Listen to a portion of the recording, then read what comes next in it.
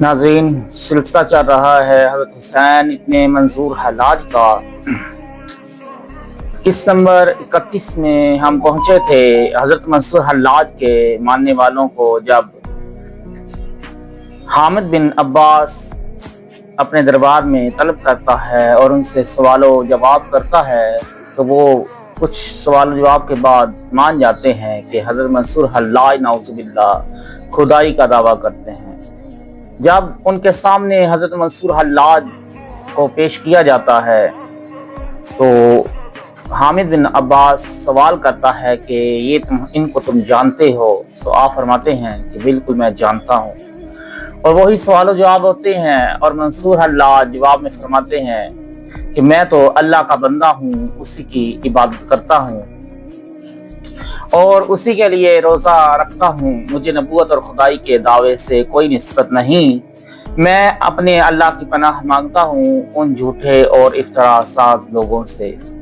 بات واضح ہو چکی تھی کہ مگر حامد بن عباس اپنی ضد پر قائم رہا۔ وہ ہر حال میں حضرت منصور حلاج کو مجرم ثابت کر کے انہیں ان کے انجام تک پہنچانا چاہتا تھا، اور وہ انجام اس کے سوا کچھ نہ تھا کہ حضرت منصور حلاج تہہ تہہ کر دیے جائیں۔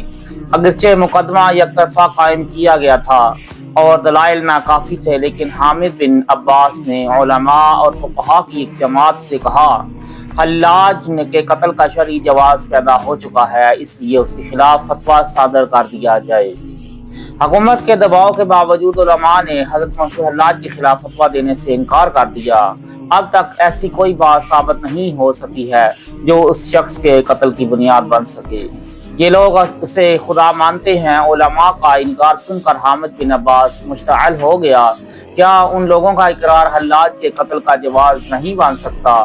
ان لوگوں نے حلاج کے متعلق جو دعویٰ کیا ہے وہ اس وقت تک حجت نہیں ہو سکتا جب تک کہ اسے مضبوط دلائل کے ساتھ ثابت نہ کیا جائے۔ علماء نے حضرت منصور حلاج کے خلاف فتویٰ نہ دینے کا جواز پیش کرتے ہوئے کہا یا پھر وہ شخص جس کے خلاف دعویٰ دائر کیا گیا ہے خود اس بات کا اقرار کرے۔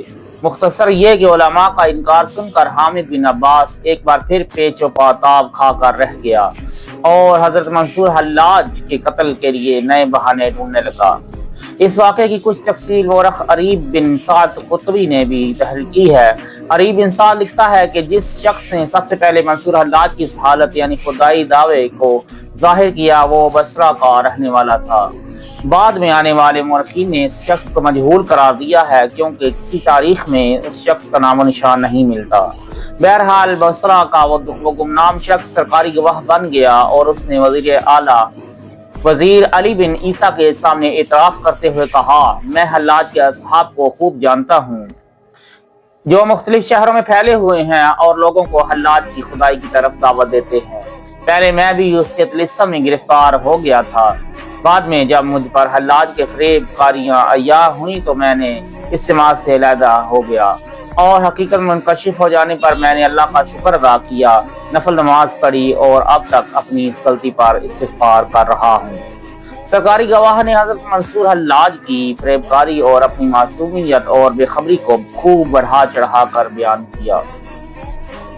پھر اسی شخص نے ایک اور انکشاف کرتے ہوئے کہا درباری منشی ابو علی ہارون بن عبدالعزیز اوراجی کی بھی اسے خدا مانتا ہے۔ منشی نے حلاج کی تاریخ میں کتاب بھی لکھی ہے۔ اس کتاب میں حلاج کے بہت سے خوارق اور شبدوں کو جمع کیا ہے۔ یہ کتاب حلاج کے ماننے والوں کے پاس موجود ہے جو اسے بہت ذوق و شوق سے پڑھتے ہیں۔ عریب بن سعد قطبی کی روایت کے مطابق منصور حلاج اس وقت شاہی محل میں نظر بند تھا اور ہر خاص و عام کو ان سے ملنے کی اجازت تھی۔ ابن نصر قشوری حاجب منصور کا نگہبان تھا اور وہ بھی ان کے مکر و فریب کے پھندے میں پھنس گیا تھا۔ یہ اسی واقعے کی طرف اشارہ ہے کہ جب ابن نصر قشوری بیمار تھا اور طبیبوں نے اس کے لیے سیب تجویز کیا تھا، بہت تلاش و جستجو کے بعد جب سیب نہ مل سکا تو حضرت منصور حلاج اپنی روحانی طاقت کے ذریعے وہ سیب فراہم کر دیا تھا۔ ابن نصر قشوری کے علاوہ خدام شاہی بھی حلاج کا ذکر عظمت کے ساتھ کرتے تھے۔ عباسی خلیفہ مقتدر نے حلاج کو علی بن عیسیٰ کے حوالے کر دیا۔ اس روایت سے پتہ چلتا ہے کہ حضرت منصور حلاج سب سے پہلے علی بن عیسیٰ کی سختیوں کا نشانہ بنے۔ علی بن عیسیٰ نے حضرت منصور حلاج کو اپنی مجلس میں طلب کیا اور نہایت جارحانہ انداز میں گفتگو شروع کی۔ تو اپنی اس طاقت پر خدائی کا دعویٰ کرتا ہے کہ زنجیریں پہنے ہوئے مجرموں کی طرح میرے سامنے کھڑا ہے۔